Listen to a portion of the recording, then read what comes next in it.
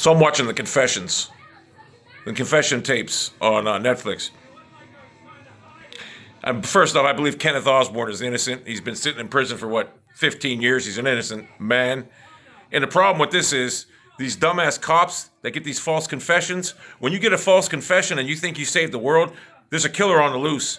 And I'll guarantee you that guy who killed that girl probably killed 2 or 3 more people since that crime occurred, or maybe even more. So that's what's wrong with this false confession. Not only are you putting an innocent person in prison, the person who committed these crimes are still out there at large, you dumbasses. And the cops that get these false confessions are scumbags. I can't think of a more scummier people in the world than these cops that get the false confessions. Because they're just doing it so they can have, I don't know what, they're idiots. So if you ever get arrested, get an attorney, trust me. Get an attorney. Don't talk to the police, get a fucking attorney. So every one of these confessions, I watched like 5 of them. The only one I didn't watch, I started watching, it was something about some Muslim guy, and I just didn't watch it, but it just didn't look interesting. But the other one I did watch was a 2-parter, and this is a good show. These kids murdered his mom, his dad, and his sister with his buddy. And the way they behaved, it was, I mean, you can't convict somebody because of that, but they did an elaborate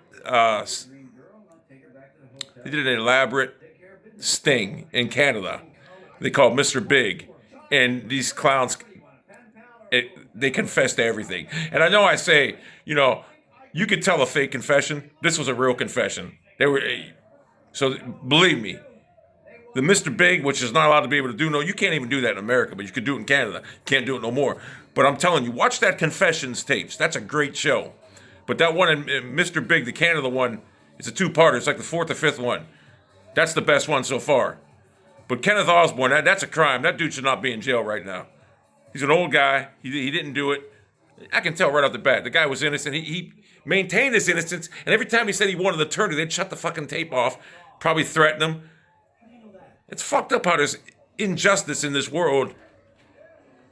And not only is an innocent man in jail, there's a killer at large right now that's never been held accountable for it. And it's probably killed 2 or 3 or 4 or 5 more people since then. So these cops, man, I think these cops that get these false confessions, I think they should be brought up on charges. I really do. They're scumbags. There's no bigger scumbag in the world than a cop who gets a false confession. If you ever get arrested, get a fucking attorney. Trust me.